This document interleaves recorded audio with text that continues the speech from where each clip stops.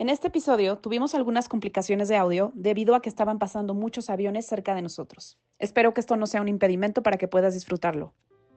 Nos quisieron calladas, ahora gritamos más fuerte. Bienvenida a Condigna Rabia, un espacio donde transformamos el dolor en resistencia, la indignación en acción y la rabia en dignidad. Soy Fabiola Naya, psicóloga, feminista. Aquí hablamos de historias reales, reflexiones incómodas, verdades necesarias sobre la violencia de género y la búsqueda de justicia. Condigna Rabia, historias de mujeres que resisten. Hola, ¿qué tal? Bienvenidas de nuevo a un nuevo episodio de Condigna Rabia Podcast.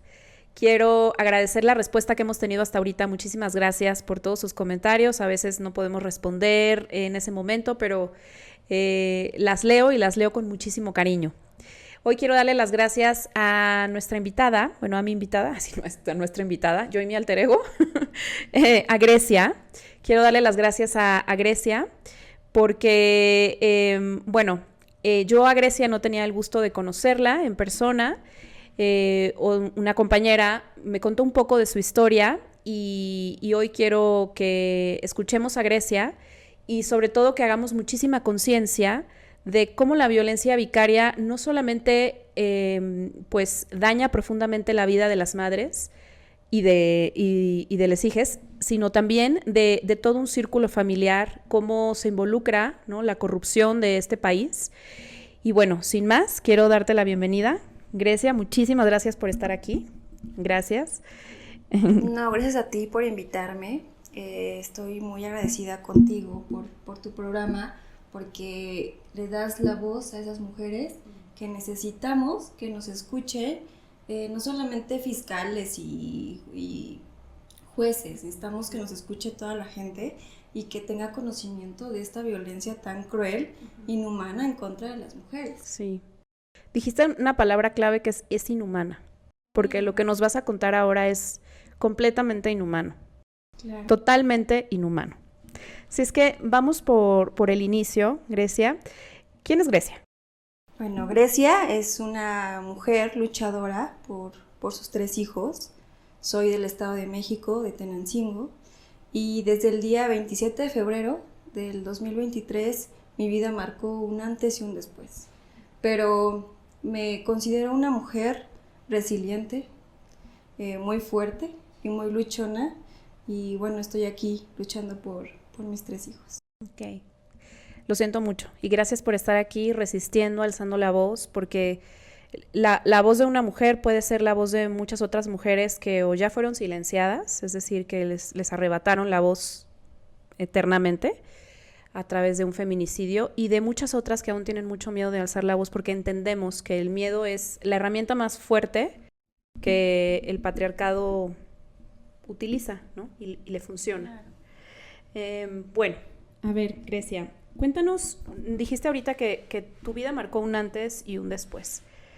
Antes de que nos cuentes qué pasó ese día, danos un poquito de contexto. Ok, el papá de mis hijos, el día... Bueno, empiezo. Yo viví con el papá de mis hijos 9 años. Y en esos 9 años viví todo tipo de violencia. Económica, física, psicológica. Y tras todo ese tipo de violencias yo decidí alejarme de él y salirme del domicilio con mis 3 hijos. Esto pasó en el 2023. Y yo me salgo de su domicilio y me voy a la casa de mi mamá. Y bueno, nos enfermamos de COVID y me tocó ir a Tenancingo con su pediatra porque pues yo vivía en Tenancingo, pero cuando me separé me fui a Calimaya, a la casa de mi mamá. Entonces el día 27 de febrero yo voy con mis hijos al médico, precisamente porque estábamos enfermos, y de repente me percato que me vienen siguiendo en un coche blanco, muy desesperados, y claro que entré en pánico porque no te esperas nunca que un coche de la nada te siga, ¿no? No me percaté que era el papá de mis hijos hasta que en un alto él se acerca y se sube a mi coche y me empieza a agredir. ¿Cómo te agredió? Diciéndome groserías, jalándome el cabello. Frente a tus hijos. Claro, enfrente a mis hijos. Entonces lo que yo hice fue tratarlo de tranquilizar y decirle, ¿sabes qué? Venimos enfermos, tranquilízate. Sí voy a decir que me puse muy nerviosa en ese momento. Claro. Y lo que se me ocurrió fue primero dar una vuelta ahí en Tenancingo para ver si encontraba un policía, ¿no? Uh-huh. Lamentablemente no lo encontré. Y se me hizo muy fácil irme a la tienda Chedraui, de ahí, y dije, si llega a pasar algo, pues van a haber testigos. Uh-huh. Y en cuanto me estaciono, veo que este coche blanco me intercepta. El papá de mis hijos aprovechó para todavía darme un puñetazo en la cara, un puñetazo en la pierna, y aprovecharon para bajar a mis hijos, el tío y el abuelo, y también él. En complicidad. Claro, en complicidad con el papá. Entonces sí, me puse, yo quedé en shock, o sea, no supe qué hacer. Y hasta cuando me acuerdo que nada más vi que mis hijos se alejaban en este coche, traté de seguirlos, pero fue inútil. Ellos manejaban muy rápido y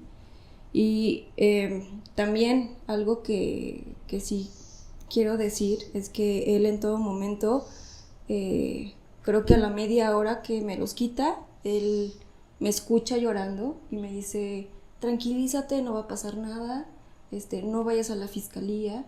Y mi error fue haberle dicho que si no me entregaba a los niños, yo iba a denunciarlo. ¿Y por qué fue ese tu error? Mi error fue porque lo previne de eso. Él fue muy astuto porque él ese mismo día me fue a denunciar por violencia familiar. Para que tú no pudieras, para que lo tuyo no procediera. Exactamente. ¿Qué edad tenían tus hijos en ese momento? En ese momento Habana tenía 6 años, Santiago tenía 4 años, Isabela tenía 3 años. Estaban muy chiquitos. Sí, muy chiquitos. Uh-huh. Ok, en ese momento él se los lleva. ¿Qué pasa después de que él se lleva a tus hijos? ¿Qué sucede contigo? ¿A dónde vas? Bueno, yo lo que en ese momento, como él me dijo, no hagas nada, todo es por los niños, si tú vas y me denuncias, a los únicos que vas a perjudicar pues van a ser a nuestros hijos. Entonces, él me dijo, dame 2 días y yo te los regreso. Yo ingenuamente creí en él, porque en todo momento estábamos en comunicación. Uh-huh. Entonces, él, cuando me doy cuenta al segundo día, dije ya es el segundo día, ya me los va a entregar, me doy cuenta de que me bloqueó de WhatsApp, me bloqueó de todas las redes sociales, no tenía por dónde buscarlo, de ninguna manera, incluso yo fui a su domicilio a buscarlo y nadie me abrió la puerta. Entonces, ahí es cuando yo decido buscar un abogado y ya este abogado pues me ayuda y demando la guardia y custodia de mis hijos. Uh-huh. Y el juez me otorga una guardia y custodia. Uh-huh. Y ordenó la reincorporación de mis 3 menores, uh-huh. ¿no? Con ayuda del cerrajero, con ayuda de la policía municipal. Uh-huh. Y lamentablemente pues al papá nunca lo pudieron emplazar en 9 veces. O sea, no lo pudieron nunca notificar. Exacto. Okay. O sea, él, digamos, se escondió. Se escondió. En ese inter, ¿tú nunca tuviste comunicación con tus hijos? Nada. No, ninguna. De hecho, como yo no sabía nada de ellos, pues denuncié sustracción de menor. Uh-huh. Salieron los boletines de mis hijos. Uh-huh. Entonces, pues los anduvimos buscando y por ningún lado los encontrábamos. ¿Qué sucedió después? Porque durante 9 meses no pudieron notificarlo, es decir, no pudieron ejecutar, ¿no? O sea, la orden que te devolvieran a tus hijos. ¿Qué sucedió después? Porque esto pasó en el 2023. ¿Qué pasó después? Que él se amparó contra mi guardia y custodia, ¿no? Independientemente de que no estaba emplazado en mi juicio de guardia y custodia, él buscó la manera de ampararse. En su momento, el juzgado pues lo amparó, pero nosotros apelamos y finalmente pues no ganó el amparo, ¿no? Quedaron las cosas tal y como ya, o sea, el juez ordenó que pues se me entregaran a mis hijos y que el señor se emplazara, pero pues cosa que nunca sucedió. Y pues él todavía inconforme, al 1 año y medio de que a mí me dan la guardia y custodia, pues va y saca una nueva guardia y custodia en juzgado diverso y se la dan. Wow. Entonces, imagínate, ya habían 2 guardia y custodia. Ajá. Entonces, ¿qué pasa? Que como estrategia de mis abogados me dijeron, ¿sabes qué? Vamos a que te emplaces para que se llegue a un acuerdo por el bien de los niños, porque a mí lo que más me importaba en ese momento era ver a mis hijos, Claro. abrazarlos y después de tanto tiempo de no verlos, lo único que quería es estar con ellos. Claro, estaban muy chiquitos. Claro, y justamente, pues bueno, en ese inter en que se empiezan a, ¿cómo se dice?, la acumulación de juicios, a él lo detienen por delito diverso. Ok. Entonces, lo que pasó es que el juez, pues no juzgó con perspectiva de género, porque a pesar de que él sabía de la violencia que yo estaba viviendo, incluso le mencionamos la violencia vicaria, también le mostramos dictámenes de los niños donde decía que los niños no sufrieron ningún tipo de abuso. ¿Por tu parte? Exactamente, de mi parte. Pues aún así, 4 meses después de que lo detienen, le otorgan la guardia y custodia en las nuevas medidas. Ok. Esto vamos a explicarlo un poquito más a fondo, porque Sí. a lo mejor las personas que nos escuchan no saben lo que es emplazar, ¿no? Claro. Que es un delito diverso. Es que Grecia, pues, es estudiante de Derecho. Sí. Y yo me empapo de esto todos los días porque soy perita y tengo muchos años acompañando a mujeres que resisten en este sistema de justicia, y lo digo así con comillas porque pues no existe en este país. Esto pues, es una broma, una payasada, una broma de muy mal gusto. Es decir, bueno, para que entendamos un poco mejor, ¿no? O sea, 2 juzgados distintos, uno te otorga la custodia a ti, otro se la otorga a él, pero a él lo detienen por un delito ajeno a ustedes. No ajeno a nosotros, porque Ajá. yo tuve que ver con esa denuncia. ¿Ok? Entonces, pero sí es por delito diverso. Ok, o sea, nada que ver con lo que se estaba como manejando en ese momento, sino él cometió otro delito. Exacto. ¿No? Y lo privan de su libertad. Así es. Ok, entonces, privado de su libertad, un juez le otorga la guardia y custodia de tus hijos. Sí. Es que yo sé que ustedes, porque la primera vez que Grecia me contó esto, me quedé fría, helada. ¿Cómo un juez otorga la guardia y custodia de 3 menores a una persona que está privada de su libertad? O sea, ¿cómo sucedió esto? Exactamente, o sea, ni siquiera mis abogados tienen como que, o sea, no se la creen. Incluso, te lo juro que se lo he dicho, se los he platicado a varias personas y me dicen, ¿cómo es posible que un juez le haya otorgado la guardia y custodia a una persona privada de su libertad?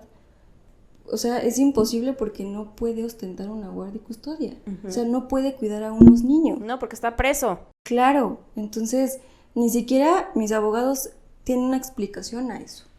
Y no lo sé, pero yo creo que tiene que ver con intereses propios, ¿no? Porque no hay otra explicación más que eso. ¿Y en qué momento a ti te notifican que él estaba privado de su libertad, que la guardia y custodia se le había entregado a él? ¿Qué pasa con tus hijos? O sea, ¿a ti te notifican con quién quedan tus hijos? No, de hecho nosotros yo estaba muy preocupada cuando a él le otorgan la guardia y custodia, porque dije, ¿qué va a pasar con mis hijos si, o sea, están en total desamparo? O sea, deja tú que si la abuelita, que si la tía, que si el tío, o sea, de verdad, ¿de quién iban a quedar al cuidado? O sea, ya sabemos que son un grupo de personas agresoras. Imagínate que yo no sabía con quién habían quedado mis hijos. O sea, de por sí que esas personas son una familia de agresores porque son cómplices, ¿no? Entonces sí quedé muy preocupada y dije, ¿qué va a pasar con mis hijos? O sea, mis hijos están en total desamparo. Entonces sí, si te preguntas qué pasó por mi mente, 1000 cosas. O sea, yo quería ir por ellos, yo quería ir y gritar a las autoridades que no estaban velando por el bien superior del menor, que al contrario, nos estaban violentando no solamente a mí, Ujú. sino a los derechos de mis hijos, porque Claro. ellos tienen derecho de tener a una madre, Sí. convivir con su madre, y bueno, su madre está aquí viva. O sea, en ningún momento los abandonó, en ningún momento, digo, creo que su mamá siempre ha estado presente. Estos 807 días que han pasado después de que me los quitaron, siempre he estado ahí, al pendiente de mi expediente. Y digo, muchísima gente lo va a decir, siempre estoy ahí en juzgados, en fiscalías, en el DIF presente, porque quiero recuperar a mis hijos. O sea, es una preocupación que a ninguna mamá se lo deseo. Y lo vuelvo a decir, es algo inhumano que a una mamá la alejen de sus hijos. Sí, sí lo es. Lo es. No me imagino, o sea, no me imagino qué dolor más fuerte puede haber que te arrebaten a tus hijos de esa manera y que además frente a tus ojos se cometan esta serie de, ni siquiera de irregularidades, es que son cosas que ni siquiera se pueden ni definir, o sea, no sé cómo definir esto. O sea, esto en el mundo del revés o algo así. Exacto. Tú tienes, dijiste, 807 días Sí. sin ver a tus hijos. Así es. ¿No los has visto en estos 807 días? En estos 800 días, bueno, como ya mi expediente, ya cambiaron también los papeles, el haber alzado la voz me ayudó, hubo una escucha de menor y ahí pude abrazarlos y decirles cuánto los amaba después de 794 días. ¿Cuántos años son esos? Son 2 años, un poco más de 2 años. O sea, tuviste a tus hijos 2 años después, desde ese momento en el que el coche blanco se acercó. Así es. ¿Y los viste en un juzgado? Los vi en un juzgado. Totalmente diferentes, y yo lo entiendo por toda esta manipulación que han recibido por parte de esta familia. Y lo digo así porque si de verdad les preocupara el bienestar de mis hijos, no hubieran permitido que pasara todo esto, ¿no? Claro.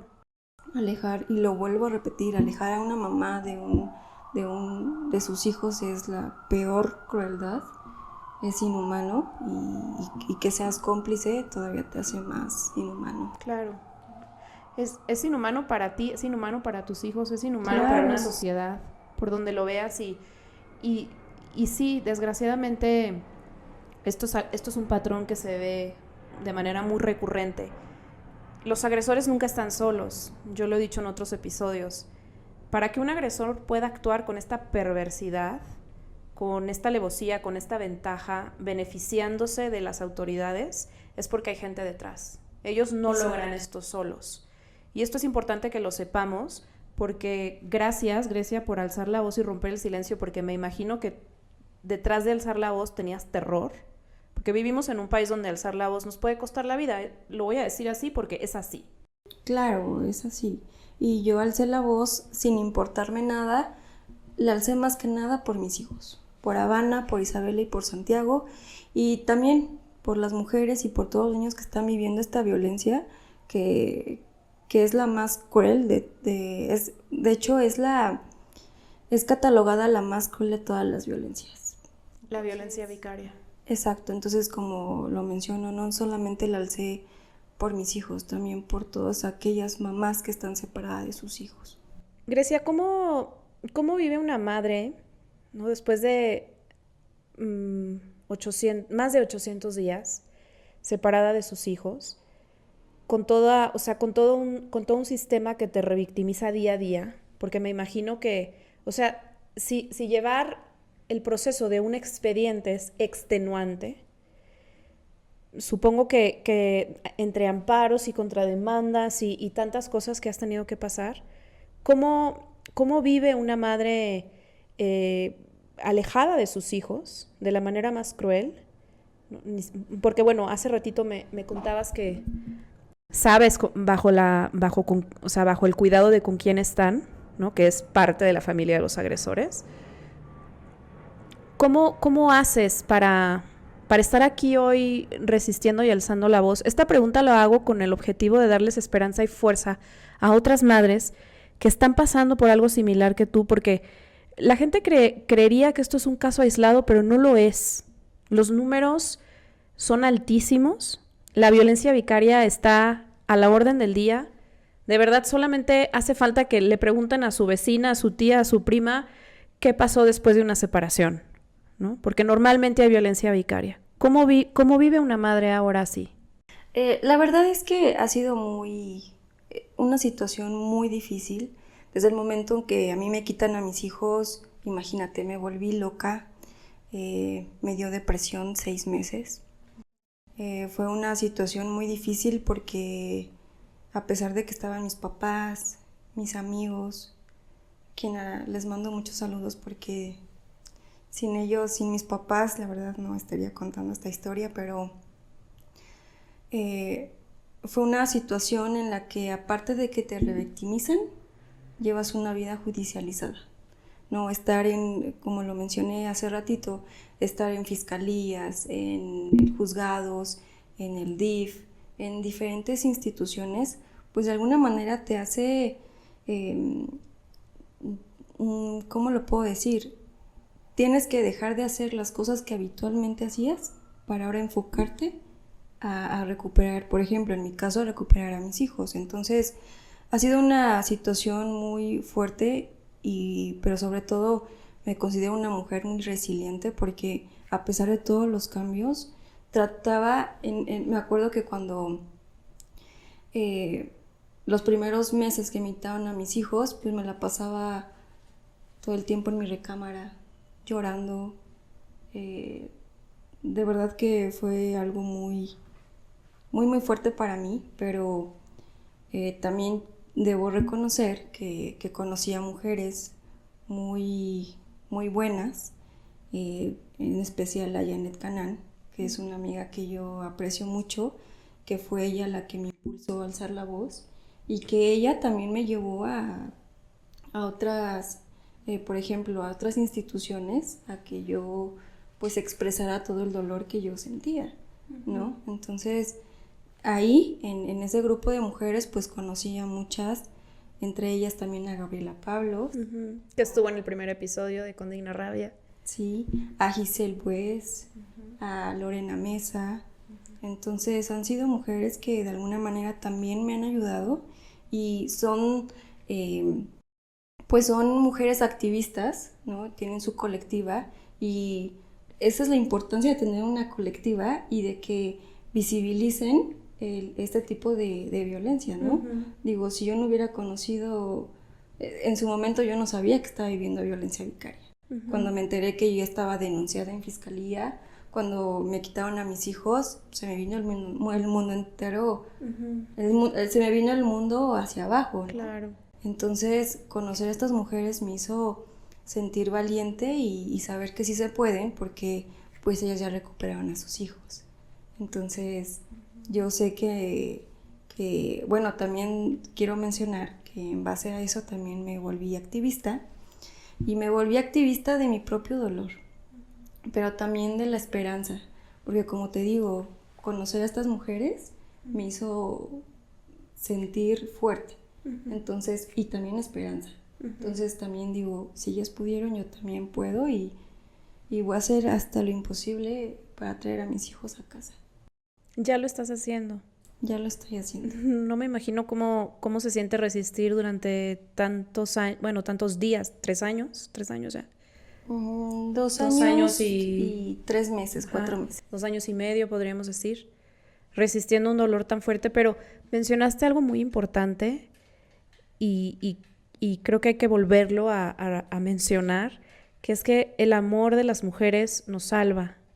Hagan redes, no importa qué tipo de violencia estés viviendo, o si no estás viviendo violencia, que lo dudo porque, bueno, todas las mujeres sufrimos algún tipo de violencia en el momento en el que pisamos la calle. Pero hagan redes, porque justo, Grecia, esto que estás diciendo, dijiste, no sé dónde estaría sin el amor de mi familia, de tus amigos y de todas esas mujeres que conociste y que probablemente en ese momento te dieron la gasolina para decir, no te rindas. Exacto. No te rindas, ¿no? Qué importante es que una voz atrás te diga, no te rindas, porque yo no sé de dónde se saca esa fuerza. La verdad, ni siquiera sé de dónde saqué esa fuerza, pero aprendí a que no me tenía que rendir, a que tenía que seguir luchando por mis hijos. Y justamente también por eso fundé la colectiva Mamá No Se Rinde. ¿Tienes una colectiva? A ver, cuéntanos un poco sobre... Sí, o sea, después de que me quitan a mis hijos, yo lo que hice fue hacer una página para ellos, ¿no? Para que documentar todo lo que vivía día a día y para que mis hijos en algún momento se dieran cuenta de toda la lucha que estoy haciendo por ellos y que se dieran cuenta que siempre he estado ahí. Entonces, fueron casualidades muy bonitas y yo siento que siempre Dios ha estado presente. Y fue porque mucha gente de repente me decía, no te rindas, sigue luchando por tus hijos. Pero eran momentos que yo decía, ya me cansé, ya no puedo. Y de repente iba caminando en la calle y me encontraba este tipo de personas, hasta me dan ganas de llorar. Pero me encontraba personas y me decían, no te rindas. Ellos conocían tu caso. Quiero pensar que sí, pero... ellos siempre me decían, me llegué a encontrar como 4 o 5 personas en la calle. ¿Así aleatoriamente? Así aleatoriamente. ¿Y te decían no te rindas? No te rindas. Y es cuando yo decía, es Dios mandándome ese mensaje. Y decidí llamarle a la colectiva Mamá No Se Rinde. Ok, qué bonito. ¿Cómo formaste esta colectiva? ¿Qué hace esta colectiva? ¿Quisieras invitar a otras mujeres a que formen parte? ¿Cómo funciona? Sí, nosotros nos dedicamos a visibilizar esta violencia. Necesitamos que pues los jueces y los fiscales vean más allá y que vean la problemática que hay detrás de esta violencia, ¿no? Si es cierto, es que ahorita la perspectiva de género pues está muy, ¿cómo lo puedo decir? Muchos jueces, muchos fiscales no juzgan con perspectiva de género en este tipo de violencia porque les hace falta informarse más, ¿no? Que no les impida que una denuncia en contra de la mamá les haga hacer lo correcto, ¿no? Muchos jueces se detienen porque, la mamá tiene una carpeta de investigación. No, espérate, es agresora.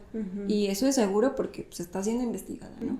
Pero no se dan cuenta que justamente esas estrategias son las que usan los agresores pues para quitarle los niños a la mamá. Claro. Entonces deben de ver más allá de su lógica.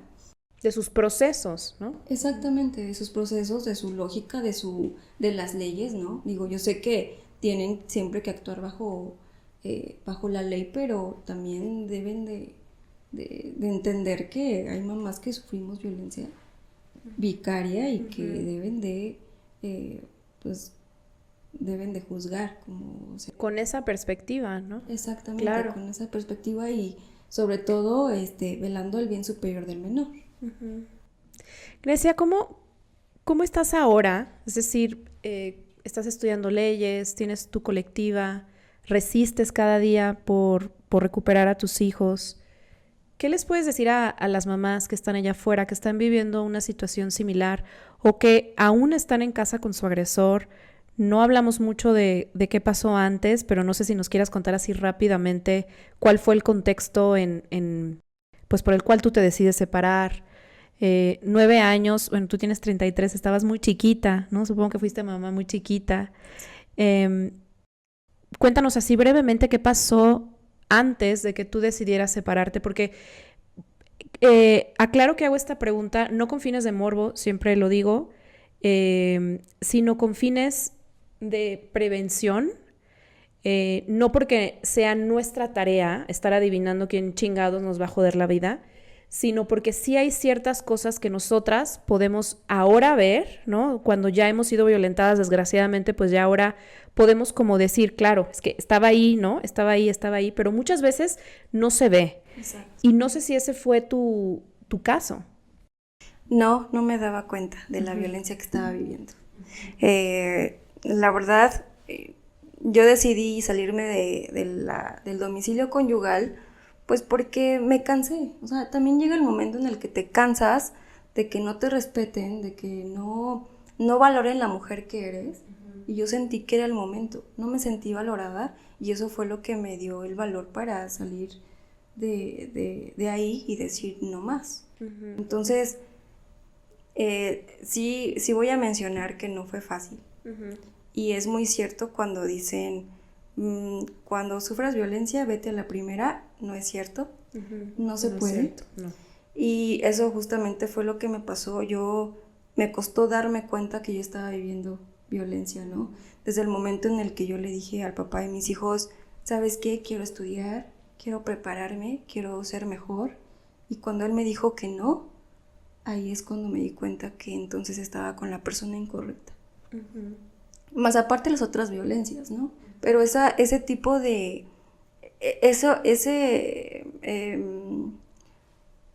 lo que hizo él, el no dejarme estudiar, Ese control. fue el darme cuenta que estaba con la persona incorrecta. Hasta ese momento, pero supongo que ahora ya puedes ver que antes de eso hubo muchos tipos de violencia, ¿no? Sí, claro, sobre todo la psicológica, ¿no? Todo el tiempo me decía, me hacía de menos, ¿no? Siempre me hacía sentir que estaba mal cuando yo decía algo. Él de repente me decía, es que lo que tú dices está mal, es que no es así, ¿no? Y yo no me daba cuenta. Yo decía, bueno, si me lo dice es porque pues, me ama, ¿no? Si de repente me agredía físicamente, yo pensaba que lo hacía porque me amaba. Entonces, porque perdía el control. Exactamente. Y esa, en parte, te digo, es difícil darse cuenta, pero finalmente, pues, me rescaté a mí y rescaté a mis hijos de estar viviendo violencia familiar, ¿no? Claro. Sí, porque entendamos que las mujeres que literalmente salen de casa con sus hijos, o sea, es un rescate. Para nadie es fácil salir de un entorno violento, pero menos para quienes salen con sus hijos, menos. Porque si para personas que no tenemos hijos y que hemos estado en vínculos violentos de cualquier tipo, el ciclo de la violencia, la dependencia emocional, yo he hablado muchísimo de esto en otros episodios, es difícil por todo el miedo que genera, por toda la angustia, por toda la disonancia cognitiva, por esta alteración de nuestro autoconcepto, que no sabemos si la vamos a armar o no, si estamos si estamos eligiendo hacerlo mejor o no. No me imagino lo que es cuando encima tienes hijos. Entonces, lo que tú hiciste fue un acto de valentía que no debería de cobrarle la paz a nadie, ni a ti ni a tus hijos. Pero en este país, en el momento en el que tú dejas a tu agresor, es cuando se viene lo peor. Exactamente, es cuando realmente empiezo a vivir, te digo, la violencia más cruel que le puede pasar a una mamá, ¿no? El que te quiten a tus hijos y que no te dejen verlos y que además los manipulen en tu contra, ¿no? Y además va acompañado pues de las denuncias falsas, ¿no? O sea, no solamente es aquí ok, no te dejo ver a tus hijos, no, va más allá, ¿no? Porque van con jueces, van con fiscalías y te denuncian, te demandan. De cosas completamente falsas. Claro, completamente falsas, que fue lo que pasó con el papá de mis hijos. O sea, él menciona que yo era agresora en contra de mis hijos y que no los cuidaba, que no les daba de comer. Entonces, cuando a mis hijos les hacen las entrevistas, pues bueno, hay muchísimas anomalías, ¿no? Entonces quiero pensar que por eso también ya no le dieron seguimiento, porque... Se dieron cuenta que era algo inventado. Exactamente, la misma fiscalía se dio cuenta que no cuadraba nada de lo que estaban diciendo. Y aún así, le otorgaron la guardia y custodia al padre que al día de hoy se encuentra privado de su libertad. Así es. No tengo palabras yo para... Seguramente, bueno, si ni tus abogados tienen palabras para Sí. eso. Y esto lo decimos porque, digo, qué bonito y qué valiente trabajo el que hiciste al fundar tu colectiva, porque desgraciadamente las mujeres en este país siempre tenemos que estar esperando lo peor y de lo peor actuar con base en eso. Porque nunca sabemos, ¿no?, con qué sorpresita o con qué cosa nos va a salir el sistema de justicia que supuestamente protege. Aún me encuentro cuentas en redes sociales de gente que dice que la ley favorece a la mujer. O sea, me dan ganas de... Salen pensamientos muy violentos porque, ¿qué ley favorece a una mujer en este país de verdad? Hablen con las mujeres que están cerca de ustedes. Exacto.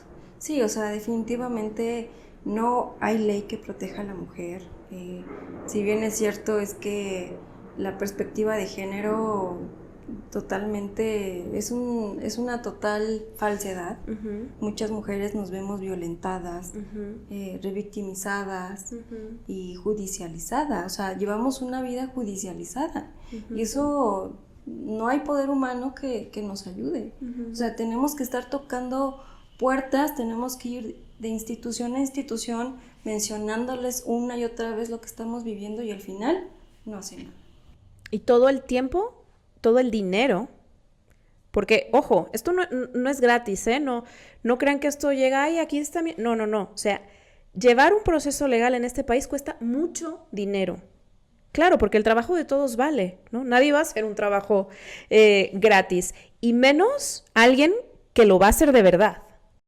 Exacto, y justamente muchas mamás también por eso no recuperan a sus hijos, porque necesitan... No tienen medios. Exactamente, no hay medios, y a eso súmale que son revictimizadas, a eso súmale que no las protege la ley, y entonces estamos en un total desamparo y necesitamos que de verdad jueces y fiscales, y ya lo dijo Arturo Saldívar, que es el expresidente de la Corte... de la Suprema Corte. De la Suprema Corte de Justicia, que dice que si fiscalías y juzgados se trabajaran en conjunto en contra de esta violencia vicaria, de verdad que se erradicaría muchísimo. Claro, habría un cambio. Claro, habría un cambio en cuestión de esta violencia, ¿no? Yo estoy segura que te vas a convertir en una abogada increíble y que vas a ser la voz de muchas madres que se encuentran desamparadas y que se encuentran indefensas por un sistema que protege la violencia y no a las víctimas, a las infancias, ¿no? O sea, un país que no protege a las infancias, ¿cómo se llama? O sea, un país que no le importa que niños chiquititos de meses, de 3 años, de 6 años, los alejen de la forma más cruel, aberrante y perversa de su madre. ¿Cómo se llama? O sea, ¿cómo podemos llamar a un país donde les hacen eso a las infancias, lo que eso genera en los niños y que va a tener repercusiones para toda la vida? Porque es justo una edad tan vulnerable, el cerebro de los niños se está desarrollando, el dolor de las madres y yo lo dije al inicio del episodio de cómo este dolor y cómo este daño se expande a todas las familias, porque también me imagino que tu familia, bueno, es tu red de apoyo, pero claro, ellos también son los abuelos, claro, ¿no? O sea, ellos también perdieron a sus nietos. Entonces, es un dolor colectivo que se tiene que nombrar, porque lo que no se nombra no existe. Así es. Necesitamos que justamente, como tú ya lo dijiste, también la gente que no tiene mucho conocimiento de este tema, que no, aparte de que fiscalías y jueces, que se supone que es su trabajo, pues que también la gente se dé cuenta, ¿no? Porque este problema no solamente es mío, es de toda la sociedad. Claro. Entonces, pues si todos nos pusiéramos a apoyar este tipo de actos, pues yo creo que el país cambiaría un poco. Yo sé que lleva mucho tiempo y se los he dicho a mis compañeros de derecho, que con uno que haga la diferencia, con uno que ayude, de verdad que va a ser un gran avance. Yo tengo la esperanza que así sea, que nuestros ojos lo puedan ver. Grecia, me gustaría cerrar este episodio mandándoles un mensaje a tus hijos, sí, porque quiero creer y yo estoy segura que en algún momento les vas a poder enseñar este episodio y les van a decir que su mamá no se rindió, que aquí está su mamá, que a pesar de todo el dolor y de toda esta rabia y de todo este proceso tan espantoso que te ha tocado vivir y que no se lo deseamos a nadie, aquí está su mamá resistiendo. ¿Qué les quieres decir a tus hijos? Quiero decirles, Habana, Santiago, Isabela, si algún día llegan a ver este video, y claro que lo van a ver, lo vamos a ver juntos, quiero que sepan que no hay día que no piense en ustedes. Todos los días estoy luchando por ustedes, todos los días los extraño, todos los días los amo. Esta distancia, créanme que fue para hacerme más fuerte y para demostrarles a ustedes que los amo con todo mi corazón. Hijos, quiero decirles además que perdonen todas estas atrocidades que hicieron en su contra. Y en algún momento yo espero que las autoridades nos ayuden y nos van a ayudar para volver a estar juntos. Créanme que no hay día que no luche por que regresen conmigo a casa. Los ama su mamá. Gracias, Grecia. Sí, gracias a ustedes por invitarme a alzar la voz y de verdad que lo que tú haces, tu trabajo, lo admiro muchísimo porque necesitamos gente como tú que nos dé la voz a estas, no solamente a mí, necesitamos que les den voz a esas mujeres que no pueden, ¿no? Hay muchísimas y les da miedo, ¿sabes? Claro, y yo puedo entender el miedo. Yo te agradezco muchísimo que me digas esto, pero es que yo solamente soy un medio, ¿no? Para hacerlo.